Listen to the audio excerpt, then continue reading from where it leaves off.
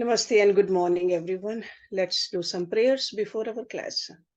Om Guru Brahma, Guru Vishnu, Guru Devo Maheshwara, Guru Sakshat Parbrahma, Tasmai Shri Guruve Namah. Om Bhurбhavасвah Tatsavitra Vargo Devasya Dhimahi Dhiyo Yo Nah Prachodayat.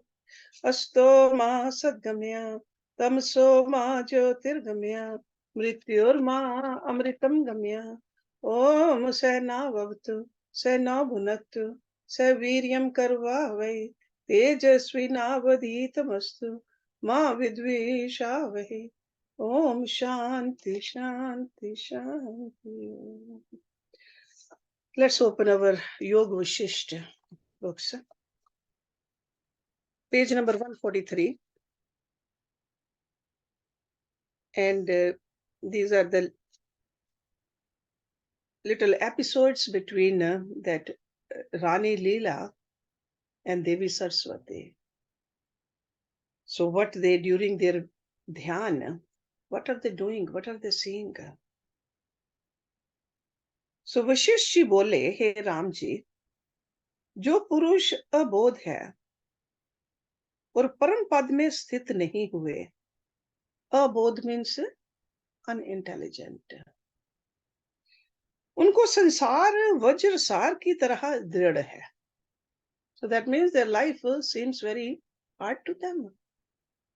Otherwise life is a joy. जैसे मूर्ख बालक को अपनी परछाई में वैताल भासता है, वैसे ही अज्ञानी को असत रूप संसार सत भासता है, और जैसे मरुस्थल में हरिण को असत रूप जल आभास होता है. स्वप्न में क्रियाएं अर्थ भ्रम करके भासती हैं. जिसको सुवर्ण बुद्धि नहीं होती उसको भूषण बुद्धि सत भासती है, और जैसे नेत्र दूषण से आकाश में मुक्ता मालाएं भासती हैं, वैसे ही असम्यक दर्शी को असत रूप संसार सत भासता है. Okay, so lack of intelligence or lack of vivek, we think this is what all there is. Whatever we see, whatever we hear. हे राम जी, ये संसार दीर्घ काल का स्वप्न है. अहंता से दृढ़ जागृत रूप होकर भासता है और वास्तव में कुछ उद्भूत नहीं. परम चिदाकाश सर्वदा शांत और अचिंत्य चिन्ह मात्र स्वरूप सर्वशक्ति सर्व आत्मा ही है. जहां जैसा स्पंदन फुरता है वैसा ही संसार होकर भासता है. जैसे स्वप्न सृष्टि भासती है, वह स्वप्न ब्रह्म चिद आकाश में स्थित है. जैसे चिद आकाश में एक स्वप्न पुर फुरता है और वहां दृष्टा को दृश्य को देखता है, वह दृष्टा और दृश्य दोनों चेतन संवित में आभास रूप हैं, वैसे ही ये संसार भी आभास रूप है. हे राम जी, सर्ग के आदि में जो शुद्ध आत्म सत्ता थी, उसमें आदि संवेदन स्पंदन हुआ है. वहां ब्रह्मा जी हैं और उसी के संकल्प में वह संपूर्ण संसार स्थित है. ये संपूर्ण संसार स्वप्न की तरह है. उस स्वप्न रूप में तुम्हारा सद्भाव हुआ है. जैसे तुम हो वैसे ही और भी हैं. जैसे स्वप्न में स्वप्न नगर को और स्वप्न हो, और जैसे स्वप्न नगर वास्तव में सत्य नहीं होता, वैसे ही ये संसार भी जो दृष्टिगत है वह भ्रम मात्र है. जैसे स्वप्न में असत्य सत्य होकर भासता है, वैसे ही ये भी अहम त्वम आदि भासते हैं. वो जैसे स्वप्न में सब कर्म होते हैं, वैसे ही ये भी जानो. इतना सुनकर राम जी ने पूछा, हे भगवान, स्वप्न से जब मनुष्य जागता है तब स्वप्न के पदार्थ उसे असत रूप हो जाते हैं, पर ये तो यथावत रहते हैं, और जब देखिए तब ऐसे ही हैं. फिर आप जागृत और स्वप्न को कैसे समान कहते हैं? वशिष्ठ जी बोले, हे राम जी, जैसा स्वप्न है वैसा ही जागृत है. स्वप्न और जागृत में कुछ भेद नहीं. स्वप्न को भी जीव असत तब जानता है जब जागता है. जब तक जागता नहीं तब तक असत नहीं जानता. वैसे ही मनुष्य भी जब तक आत्म पद में नहीं जागता तब तक संसार असत नहीं भासता, और जब आत्म पद में जागता है तब यह संसार भी असत रूप भासता है। हे राम जी, ये संसार असत है और भ्रम से सत की भांति भासता है। जैसे स्वप्न की स्त्री असत होती है और उसको पुरुष सत जानता है, वैसे ही ये संसार भी असत रूप सत होकर दिखाई देता है। केवल आभास रूप संसार है और आत्म सत्ता सर्वत्र सर्वदा अद्वैत रूप है। जहां जैसा चिंतता है वहां वैसा ही होकर भासता है। जैसे डब्बे में अनेक रत्न होते हैं, उसमें जिसको चाहता है लेता है, वैसे ही सर्वगत चिद आकाश जहां जैसा कल्पित करता है वहां वैसा ही भासता है। हे राम जी, अब पूर्व का प्रसंग सुनो। जब देवी ने विदुरथ पर अमृत के समान ज्ञान वचनों की वर्षा की, तब उसके हृदय में विवेक रूप सुंदर अंकुर उत्पन्न हुआ। तब सरस्वती ने कहा, हे राजन, जो कुछ कहना था वह मैं तुमसे कह चुकी। अब तुम रण संग्राम में मृतक होगे, ये मैं जानती हूँ। अब हम जाती हैं। लीला आदि को दिखाने के लिए आई थी और अब दिखा चुकी। इतना कहकर वशिष्ठ ही बोले, हे राम जी, जब इस प्रकार मधुर वाणी से सरस्वती ने कहा, तब बुद्धिमान राजा विदुरथ बोला, हे देवी, बड़ों का दर्शन निरर्थक नहीं होता, वह तो महाफल देने वाला है। हे देवी, जो अर्थ ही मेरे पास आता है उसे मैं निरर्थक नहीं जाने देता और सबका अर्थ पूरा करता हूँ। अर्थी मीन्स ओवर हियर, अर्थ को जानने वाला। तो राजा के पास जब जाओ कुछ लेने के लिए, he says I give it, उससे मैं निरर्थक नहीं जाने देता और सबका अर्थ पूरा करता हूँ। आप तो साक्षात ईश्वरी हैं, इसलिए मुझे ये वर दीजिए कि देह को त्याग कर मैं लोकांतर में पद्म के शव में प्राप्त हूँ और मेरे मंत्री और लीला भी मेरे साथ हो। हे देवी, जो भगत शरण में प्राप्त होता है उसका बड़े लोग त्याग नहीं करते, बल्कि उसके सब मनोरथ सिद्ध करते हैं। सरस्वती बोली, है राजन, ऐसा ही होगा। तू पद्म राजा के शरीर को प्राप्त होगा और बोध सहित निशंक होकर राज्य करेगा। हमारी आराधना किसी को व्यर्थ नहीं होती। जैसी कामना करके कोई हमको पूजता है, वैसे ही फल को प्राप्त होता है। नेक्स्ट सर्ग, लीला उपाख्यान अग्निदाह वर्णन। सरस्वती बोली, है राजन, अब तुम रण में मृतक होकर पूर्व पद्म राजा के शरीर में प्राप्त होंगे और तुम्हारी भार्या और मंत्री भी तुम्हें वहां प्राप्त होंगे। हे राजन, तुम ऐसे चले जाओगे जैसे वायु चली जाती है। जैसे अश्व और हरिण ऊंट और हाथी का संग नहीं करते, वैसे ही तुम्हारा हमारा क्या संग है, इससे हम जाती हैं। इतना कहकर वशिष्ठ जी बोले, हे राम जी, जब इस प्रकार देवी ने कहा, तब एक पुरुष ने आकर कहा, हे राजन, जैसे प्रलय काल में मंदराचल में अस्ताचल आदि वायु से उड़ते हैं, वैसे ही शत्रु चले आते हैं और चक्र गदा आदि शस्त्रों की वर्षा करते हैं। जैसे महाप्रलय में सब स्थान जल से पूर्ण हो जाते हैं, वैसे ही सेना से सब स्थान पूर्ण हो गए हैं और उन्होंने अग्नि भी लगाई है, उससे स्थान जलने लगे हैं। वे शब्द करते हैं और नदी के प्रवाह की तरह बांध चले आते हैं। अग्नि ऐसी लगी है जैसे महाप्रलय की बड़वाग्नि समुद्र को सोखती है। तब दोनों देवियां और राजा और मंत्री ऊंचे चढ़कर और झरोकों में बैठकर देखने लगे कि जैसे प्रलय काल में मेघ चले आते हैं, वैसे ही सेना चली आ रही है। और जैसे प्रलय की अग्नि से दिशाएं पूर्ण होती हैं, वैसे ही अग्नि की ज्वाला से सब दिशाएं पूर्ण हुई हैं और उससे ऐसी चिंगारियां निकलती हैं मानो तारागण गिरते हैं और अंगारों की वर्षा होती है, उससे जीव जलते हैं। सुंदर स्त्रियां जो नाना प्रकार के भूषणों से सजी हुई थी, वे तिरनों की भांति अग्नि में जलती हैं और पुरुषों की देह और वस्त्र भी जलते हैं। सब हाय हाय शब्द करते हैं और जलते जलते बांधव पुत्र और स्त्रियों को ढूंढते हैं। हे राम जी, ये आश्चर्य देखो कि ऐसे स्नेह से जीव बंधे हुए हैं कि मृत्यु काल में भी स्नेह नहीं त्याग सकते। पर सेना के लोग दूसरे लोगों को मारकर स्त्रियों को ले जाते हैं। हे राम जी, उस काल रणभूमि में चारों ओर शब्द छा गया। कोई कहता था हाय पिता, कोई कहता था हाय माता, हाय भाई, हाय पुत्र, हाय स्त्री।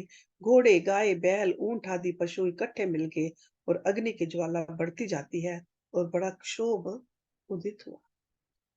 जैसे महाप्रलय की अग्नि होती है, वैसे ही सब स्थान अग्नि से पूर्ण हुए और उनमें अनेक जीव और स्थान दग्ध होने लगे। संसार की असत्यता। वशिष्ठ जी बोले, हे राम जी, इस प्रकार राजा नगर को देखता था कि लीला सहेलियों के सहित अपने दूसरे स्थान से, जहां राजा विदुरथ था, आई। उसके महासुंदर भूषण कुछ टूटे हुए, कुछ शिथिल थे। एक सहेली ने कहा, हे राजन, तुम्हारे अंतःपुर में जो स्त्रियां थी उन्हें शत्रु हर ले गए हैं, पर इस लीला रानी को हम बड़े यत्न से चुरा कर ले आए हैं, और दूसरे लोगों को उन शत्रुओं ने बड़ा कष्ट दिया है। तुम्हारे द्वार पर जो सेना बैठी है उसको भी वह चूर्ण करना चाहते हैं। समस्त नगर को जलाकर लूट लिया है। हे राम जी, जब इस प्रकार सहेली ने राजा से कहा, तब राजा ने सरस्वती जी से कहा, हे देवी, ये लीला आपकी शरण आई है और तुम्हारे चरण कमलों की भ्रमरी है, इसकी रक्षा करो। मैं अब युद्ध करने जाता हूँ। जब इस प्रकार कहकर राजा क्रोध संयुक्त युद्ध करने को रन की ओर मत हाथी के समान चला, तब देवी के साथ जो प्रथम लीला थी उसने देखा कि उस लीला का अपनी ही मूर्ति सा सुंदर आकार है, जैसे दर्पण में प्रतिबिंब होता है, वैसे ही देखकर कहने लगी, है देवी, इसमें मैं कैसे प्राप्त हुई? जब मैं प्रथम आई थी, तब तो मुझको मंत्री, टहुलिये और अनेक पुरवासी देखते थे, और वह संशय मैंने तुमसे निवृत्त किया था। फिर अब मैं इस प्रकार कैसे स्थित हुई? ये दृश्य रूप कैसा दर्पण है, जिसके भीतर बाहर प्रतिबिंब होता है। ये मंत्र और टहलिये और मेरा ये स्वरूप क्या है, और दृश्य भाव होकर कैसा भासता है? मेरा ये संशय दूर कीजिए। देवी बोली, है लीले, जैसे चित्त संवित में स्पंदन फुरता है, वैसे ही तत्काल सिद्ध होता है। जिस अर्थ का चिंतन करने वाला चित्त संवित शरीर को त्यागता है, उसी अर्थ को प्राप्त होता है। उसी क्षण में देश काल और पदार्थ की धीरता होती है। जैसे स्वप्न सृष्टि फुर आती है, वैसे ही परलोक दृष्टि भास आती है। हे लीले, जब तेरा भर्ता मृतक होने लगा था, तब तुझ में और मंत्रियों में इसका बहुत स्नेह था। इससे वही रूप सत होकर अपनी वासना के अनुसार उसे भासा है। जैसे संकल्पपुर और स्वप्न सेना भासती है, वैसे ही ये देश काल और पदार्थ भासते हैं। हे लीले, जो कोई असत पदार्थ सत रूप होकर भासते हैं, वे अज्ञान काल में ही भासते हैं। ज्ञान काल में सब एक से हो जाते हैं। न्यून अधिक कोई नहीं रहता। जागृत में स्वप्न मिथ्या भासता है और स्वप्न में जागृत का अभाव हो जाता है। जागृत शरीर मृतक में नष्ट हो जाता है, और मृतक जन्म में असत हो जाता है, और मृतक में जन्म असत हो जाता है। हे लीले, जब इस प्रकार इनको विचार कर देखो, तो सब अवस्थाएं भ्रांति मात्र हैं, वास्तव में कोई सत्य नहीं। हे लीले, सृष्टि से आदि से महाप्रलय तक कुछ नहीं हुआ। सदा ब्रह्म सत्ता यथावत अपने आप में स्थित है। संसार आभास मात्र है और अज्ञान से भासता है। जैसे आकाश में पेड़ भासते हैं, वैसे ही आत्मा में भव भ्रम से होता है और वास्तव में कुछ भी नहीं। जैसे समुद्र में तरंगे उपज कर लीन होती हैं, वैसे ही आत्मा में विश्व उपज कर लीन होते हैं। इसमें अहम त्वम आदि शब्द भ्रांति मात्र है। हे लीले, ये जगत मृग तृष्णा के जलवत है। इसमें आस्था करना अज्ञान है, और भ्रांति भी कुछ वस्तु नहीं। जैसे घनतम में यक्ष भासता है, पर वह यक्ष कोई वस्तु नहीं है, ब्रह्म सत्ता जैसी की तैसी है, वैसे ही भ्रांति भी कुछ वस्तु नहीं। जन्म मृत्यु और मोह सब असत रूप है। अहम त्वम आदि जितने शब्द हैं, उनका महाप्रलय में अभाव हो जाता है। उसके पश्चात जो शुद्ध शांत रूप है, अब भी वही जानो कि ब्रह्म सत्ता ही यथावत है। हे लीले, ये जो पृथ्वी आदि भासते हैं, वे भी संवित रूप हैं, क्योंकि जब चित्त संवित स्पंदन रूप होता है, तब ये विश्व होकर भासता है, और उसी कारण संवित रूप है। हे लीले, जीव रूपी समुद्र में विश्व रूपनी तरंगे उत्पन्न होती हैं और लीन होती हैं, पर वास्तव में जल रूप है और कुछ नहीं। जैसे अग्नि में उष्णता होती है, वैसे ही जीव में सृष्टि है। जो ज्ञानवान है, उसको सर्वात्मा भासता है, और अज्ञानी को भिन्न भिन्न कल्पना होती है। हे लीले, जैसे रवि रश्मियों में त्रसरेणु भासते हैं, पवन में स्पंदन होता है और उसमें सुगंध होती है, पर सब निराकार है। वैसे ही विश्व भी आत्मा में निर्वपु है। भाव, अभाव, ग्रहण, त्याग, सूक्ष्म, स्थूल, चर, अचर आदि सब ब्रह्म में आभास है। हे लीले, ये विश्व जो साकार रूप भासता है, वह आत्मा से भिन्न नहीं। जैसे वृक्ष के अंग, पत्ते, फल, टास रूप हो भासते हैं, वैसे ही ब्रह्म सत्ता विश्व रूप होकर भासती है और कुछ नहीं। जैसे चेतन संवित में जैसा स्पंदन फुरता है, वैसे ही होकर भासता है, पर वह आकाश रूप संवित जैसी की तैसी है, उसमें और कल्पना भ्रम मात्र है। हे लीले, ये जो विश्व भासता है वह ना सत्य है ना असत्य। जैसे रस्सी में सांप भ्रम से भासता है, वैसे ही आत्मा में विश्व भासता है। जिसको असम्यक ज्ञान होता है, उसको रस्सी में सांप भासता है। असम्यक मीन्स नॉट कंप्लीट। तो वह असत ना हुआ, और जिसको सम्यक बोध होता है उसको सांप सत नहीं। ऐसे ही अज्ञान से विश्व असत नहीं भासता और आत्मज्ञान होने से सत्य नहीं भासता, क्योंकि कुछ वस्तु नहीं है। हे लीले, जिसके अंतःकरण में स्पंदन फुरता है, उसका वह अनुभव करता है। जब ये जीव मृतक होता है, तब इसको एक क्षण में विश्व फुर आता है। किसी को अपूर्व रूप फुर आता है, किसी को पूर्व रूप फुर आता है, और किसी को अपूर्व मिश्रित पूर्व फुर आता है। इस कारण तेरे भर्ता को भी वही मंत्री, स्त्री और सभा वासना के अनुसार फुर आई है। क्योंकि आत्मा सर्वत्र रूप है, जैसा जैसा इसमें तीव्र स्पंदन फुरता है, वैसा ही होकर भासता है। हे लीले, जैसे अपने मनोराज में जो कल्पना उदित हो आती है, वह सत रूप होकर भासती है, वैसे ही जो लीला तेरे सम्मुख बैठी है, वह यही हुई है। और तेरे भर्ता की जो तेरे में तीव्र वासना थी, इससे उसको तेरा प्रतिबिंब रूप होकर ये लीला प्राप्त हुई, और तेरा सशील, आचार, कुल, शरीर इसको प्रतिबिंबित हुआ है। हे लीले, सर्वगत संवित आकाश है, जैसा जैसा उसमें फुरना होता है, वैसा ही वैसा चिद रूप दर्पण में प्रतिबिंब भासता है। इस सब विश्व का चेतन दर्पण में प्रतिबिंब होता है। वास्तव में तू और मैं, विश्व, आकाश, भवन, पृथ्वी, राजा आदि सब आत्म रूप है। आत्मा ही विश्व रूप होकर भासता है। जैसे बेली से मज्जा भिन्न नहीं, वैसे ही ये विश्व ब्रह्म रूप है। सत्य काम संकल्प वर्णन। देवी बोली, हे लीले, तेरा भर्ता राजा विदुरथ रण में संग्राम करके शरीर त्यागेगा और उसी अंतपुर में प्राप्त होकर राज्य करेगा। इतना कहकर वशिष्ठ जी बोले, हे राम जी, जब इस प्रकार देवी ने कहा, तब विदुरथ के पूर्व वाली लीला ने हाथ जोड़कर देवी को प्रणाम किया और कहा, हे देवी भगवती, मैंने ज्ञपति रूप का नित्य पूजन किया और उसने स्वप्न में मुझको दर्शन किया दिया। ज्ञपति, ज्ञ मीन्स जानने वाला, इसलिए Saraswati, that's another name for Saraswati, ज्ञपति। जैसे वह ईश्वरी थी, वैसे ही आप भी मुझको दिखाई देती हैं।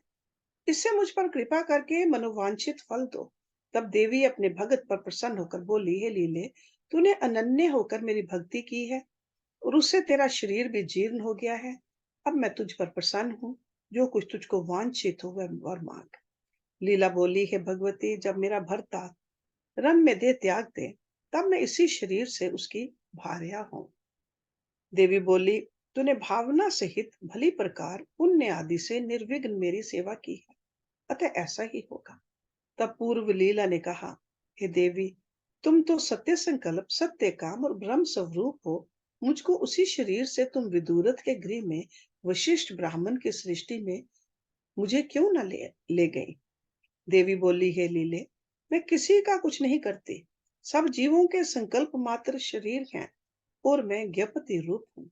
एक एक जीव के भीतर चैतन्य मात्र देवता होकर मैं स्थित हूँ। जो जो जीव जैसी जैसी भावना करता है, वैसी ही वैसी उसको सिद्धि होती है। हे लीले, जब तूने मेरा आराधन किया था, तब ये प्रार्थना की थी कि मेरे भर्ता का जीव इसी आकाश मंडप में रहे और मुझको ज्ञान की भी प्राप्ति हो। उसी के अनुसार मैंने तुझको ज्ञान का उपदेश दिया और तुझको ज्ञान प्राप्त हुआ। इसीलिए उसने पूजन किया था। उससे उसको यही प्राप्त हुआ है कि देह सहित भर्ता के साथ जाएगी।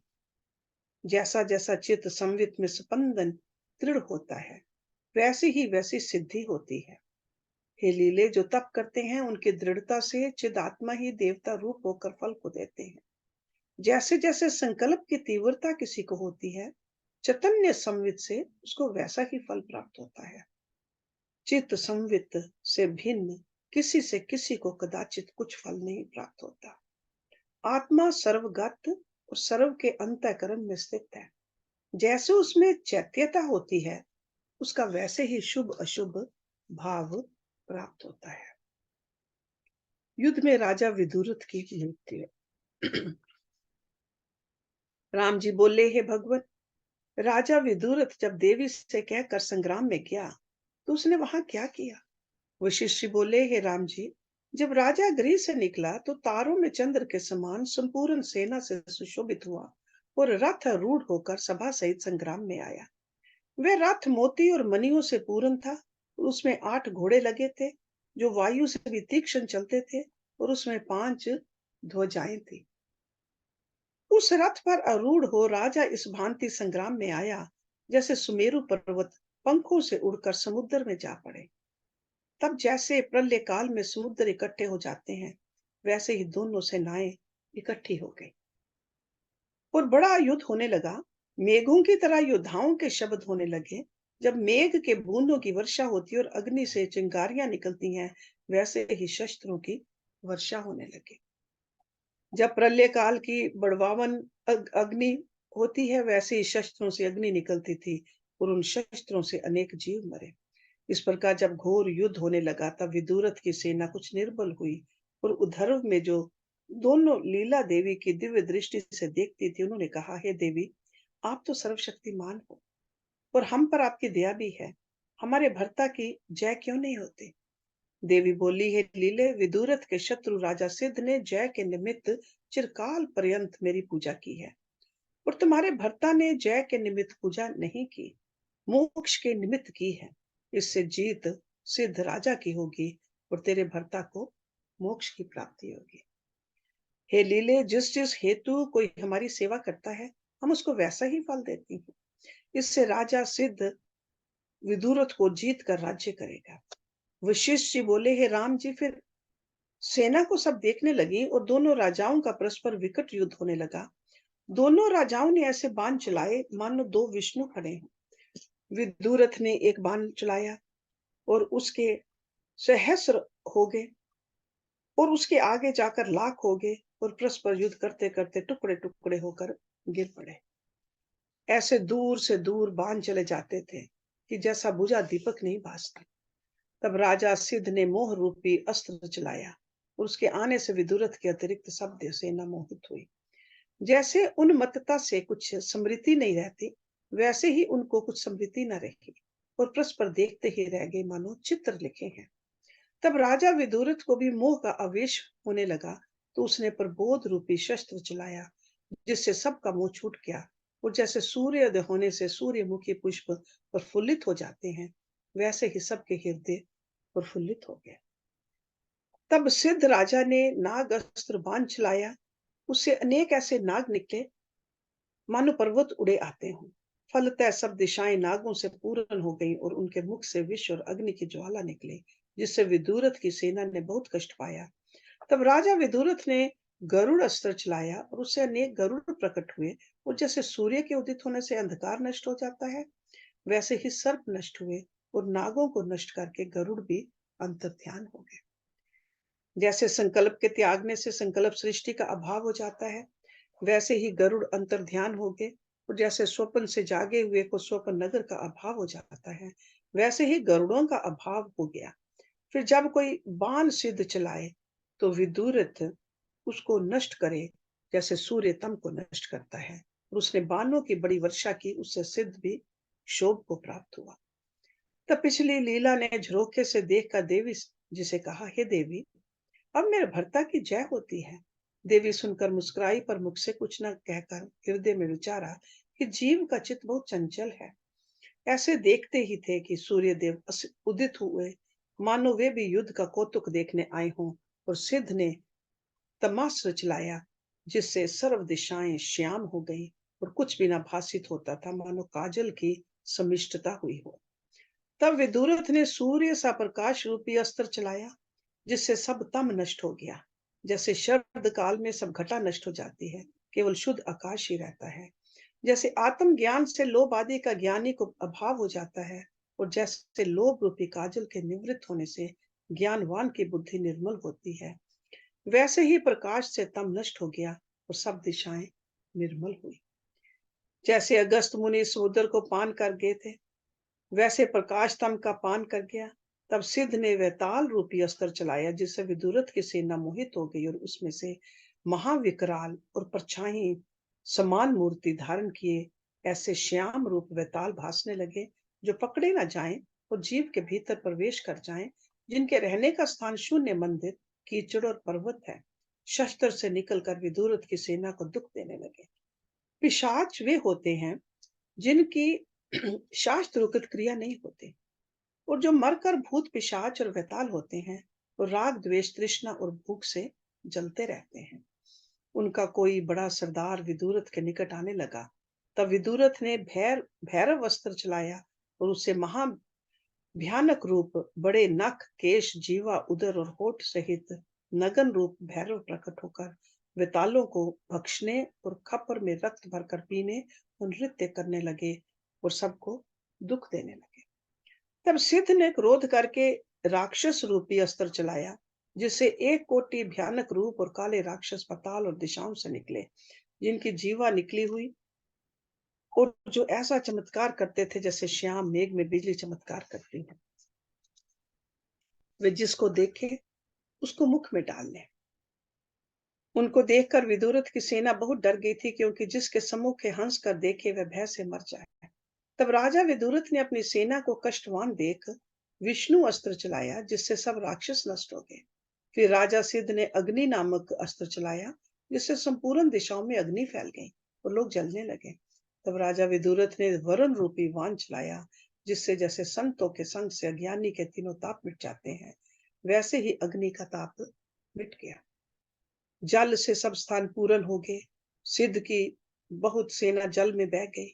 तब सिद्ध ने शोषण अस्त्र चलाया, जिससे सब जल सूख गया, पर कहीं कहीं कीच रह गया। उसने फिर तेजो में बाण चलाया, जिससे कीचड़ भी सूख गया, और विदुरथ की सेना गर्मी से व्याकुल होकर ऐसे तपने लगी, जैसे मूर्ख का हृदय क्रोध से जलता है। जब विदुरथ ने मेघ नामक अस्त्र चलाया, जिससे मेघ बरसने लगे, शीतल मंद सुगंध वायु चलने लगा, जैसे आत्मा की ओर आए जीव का संसरना घटता जाता है, वैसे ही विदुरथ की सेना शीतल हुई। फिर सिद्ध ने वायु रूपी अस्त्र चलाया, जिससे सूखे पत्ते की तरह विदुरथ उड़ने लगा। तब विदुरथ ने पहाड़ रूपी अस्त्र चलाया, जिससे पहाड़ों की बरसें होने लगी, और वायु का मार्ग रुक गया, और वायु के क्षोभ मिट जाने से सब पदार्थ सिद्ध हुए, स्थिर हो गए। जैसे संवेदन से रहित चित्त शांत होता है, वैसे ही सब शांत हो गए। जब पहाड़ उड़ उड़कर सिद्ध की सेना पर पड़े, तब सिद्ध ने वज्र अस्त्र चलाया, जिससे पर्वत नष्ट हुए। जब इस प्रकार वज्र बरसे, तब विदुरथ ने ब्रह्म अस्त्र चलाया, जिससे वज्र नष्ट हुए और ब्रह्मास्त्र अंतर्ध्यान हो गए। हे राम जी, इस प्रकार परस्पर इनका युद्ध होता गया। जो अस्त्र सिद्ध चलाए उसे विदीर्ण विदुरथ करे, और जो विदुरथ चलाए उसको सिद्ध विदीर्ण कर डाले। निदान विदुरथ राजा ने एक ऐसा अस्त्र चलाया कि राजा सिद्ध का रथ चूर चूर हो गया, और घोड़े भी सब चौपट कर डाले। तब सिद्ध राजा ने रथ से उतरकर ऐसा अस्त्र चलाया कि विदुरथ का रथ और घोड़े नष्ट हुए, और दोनों ढाल और तलवार लेकर युद्ध करने लगे। फिर दोनों रथ वाहक और रथ ले आए, उनके ऊपर दोनों आरूढ़ होकर युद्ध करने लगे। विदुरथ ने सिद्ध पर एक बर्छी चलाई, जो उसके हृदय में लगी और रुधिर बह चला। तब उसको देख लीला ने देवी से कहा, हे देवी, मेरे भर्ता की जय हुई है। हे राम जी, इस प्रकार लीला कहती ही थी कि सिद्ध ने बर्छी चलाई तो विदुरथ के हृदय में लगी, और उसको देखकर विदुरथ की लीला शोकवान होकर कहने लगी, हे देवी, मेरा भर्ता है, दुष्ट सिद्ध ने बड़ा कष्ट किया है। हे राम जी, फिर सिद्ध ने एक ऐसा खड्ग चलाया कि जिससे विदुरथ के पैर कट गए और घोड़े भी कट गए। तथापि विदुरथ युद्ध करता रहा। फिर सिद्ध ने विदुरथ के सिर पर खड्ग का प्रहार किया तो वह मूर्छा खाकर गिर पड़ा। ऐसे देखकर उसके सारथी रथ को गृह में ले आने लगे तो सिद्ध उसके पीछे दौड़ा कि मैं इसका शीश ले आऊं, परंतु पकड़ न सका। जैसे अग्नि में मच्छर प्रवेश नहीं कर सकता, वैसे ही देवी के प्रभाव से विदुरथ को वह ना पकड़ सका। मृत्यु मूर्छांतर प्रतिमा वर्ण। वशिष्ठ जी बोले, हे राम जी, तब सारथी राजा को गृह में ले आया तो स्त्रियां, मंत्री, बांधव और कुटुंबी रुदन करने लगे और बड़े शब्द होने लगे। सिद्ध की सेना लूटने लगी। हाथी घोड़े स्वामी बिना फिरते थे। फिर ढिंडोरा पिटवाया गया कि राजा सिद्ध की विजय हुई। निदान सब ओर से शांति हुई। सिद्ध राजा के ऊपर छत्र ढूंढने लगा और सारी पृथ्वी का राजा वही हुआ। जैसे सागर से मंदराचल निकलकर शांत हुआ, वैसे ही सब ओर शांति हुई। हे राम जी, जब राजा विदुरथ गृह में आया तब उसको और दूसरी लीला को देखकर प्रबुद्ध लीला कहने लगी, हे देवी, ये शरीर से वहां कैसे जा सकेगी? ये तो भर्ता को ऐसे देखकर मृतक रूप हो गई है और राजा भी मृत्यु के निकट पड़ा है। केवल कुछ श्वास आते जाते हैं। देवी बोली, हे लीले, ये जितने आरंभ तू देखती है कि युद्ध हुआ और नाना प्रकार का जगत है, वह सब भ्रांति मात्र है। तो तेरा भर्ता जो पद्म था, उसका हृदय जो मंडप आकाश में था, वही ये संपूर्ण जगत स्थिर है। पद्म का मंडप आकाश वशिष्ठ ब्राह्मण के मंडप आकाश में स्थित है और वशिष्ठ ब्राह्मण का मंडप आकाश चिद आकाश के आश्रय में स्थित है। हे लीले, ये संपूर्ण विश्व वशिष्ठ ब्राह्मण की पर्यष्टक में स्थित है, तो आकाश में ही आकाश स्थित है। किंचन है, इससे संपूर्ण विश्व फुरता है, पर वास्तव में किंचन भी कुछ वस्तु नहीं। आत्म सत्ता ही अपने आप में स्थित है। उस आत्म सत्ता में अहम त्वम जगत भ्रम से भासता है, कुछ उपजा नहीं। हे लीले, उस विशिष्ट ब्राह्मण के मंडप आकाश में नाना प्रकार के जगत हैं और उनमें प्राणी आते जाते और नाना व्यवहार करते भासते हैं।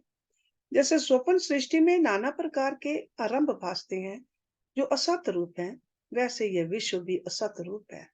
हे लीले, ना ये दृष्टा है और न आगे दृश्य है, सब ब्रह्म रूप है। दृष्टा, दर्शन, दृश्य त्रिपुटी व्यवहार में है। जो दृश्य नहीं तो दृष्टा कैसे हो? सब असत रूप है। इनसे हित जो परम पद है, वह उदय अस्त से रहित, नित्य, अज, शुद्ध, अविनाशी और अद्वैत रूप अपने आप में स्थित है। जब उसको जानता है तब दृश्य भ्रम नष्ट हो जाता है। हे लीले, दृश्य भ्रम से भासता है, वास्तव में ना कुछ उपजा है ना उपजेगा। जितने सुमेरु आदि पर्वत, जाल और पृथ्वी आदि तत्व भासते हैं, वे सब आकाश रूप हैं। जैसे स्वप्न सृष्टि प्रत्यक्ष भासती है परंतु वास्तव में कुछ नहीं, वैसे ही इस विश्व को भी जानो। हे लीले, जीव जीव प्रति अपनी अपनी सृष्टि है परंतु उसमें सार कुछ नहीं। जैसे केले के खंभे में सार कुछ नहीं निकलता, वैसे इस सृष्टि के विचार करने से सार कुछ नहीं निकलता।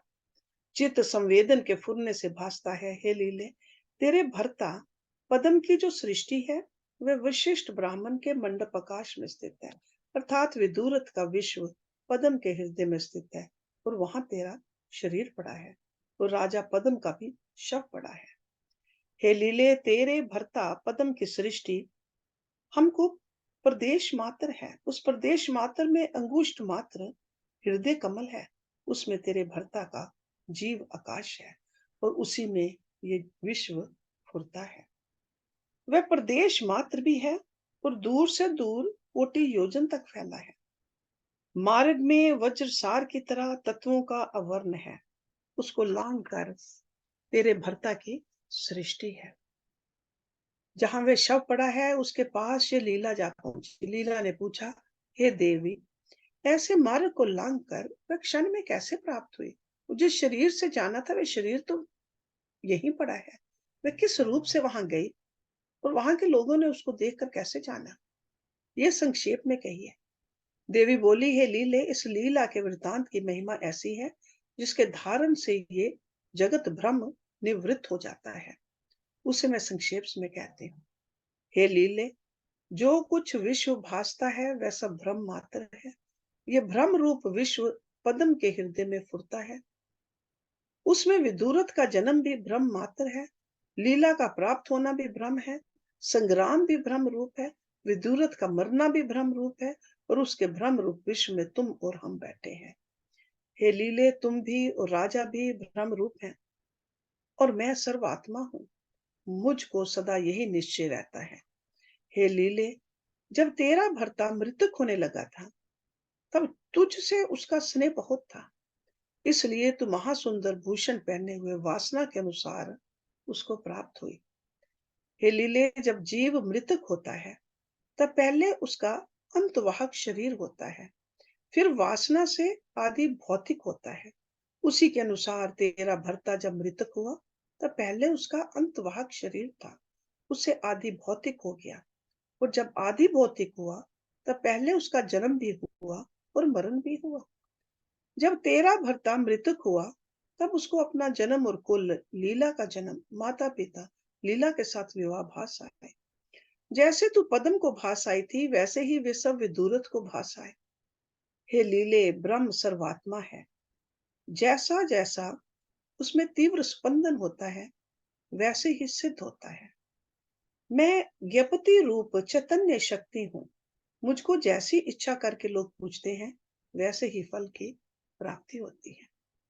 हे लीले, जैसी जैसी इच्छा करके कोई मुझको पूछता है उसको वैसे ही सिद्धि प्राप्त होती है। लीला ने जो मुझसे वर मांगा था कि मैं विधवा ना हूं और इसी शरीर से भर्ता के निकट जाऊं, और मैंने कहा था कि ऐसा ही होगा, इसलिए मृत्यु मूर्छा के पश्चात उसको अपना शरीर भास आया, और अपने शरीर से ही जहां तेरे भर्ता पद्म का शव पड़ा था वहां मंडप में वैसे ही शरीर से उसके निकट जा पहुंची है। हे लीले, उसको ये निश्चय रहा कि मैं उसी शरीर से आई हूं। So next week we'll start with Mandap Akash Kaman.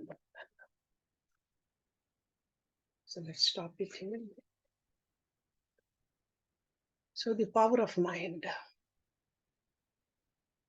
This is what we learn from here. Om Purnamada Purnamidam Purnat Purnamudachyate Purnasya Purnamadaye Purnameva Vishishyate. Om Shanti Shanti Shanti Om. Thank you very much.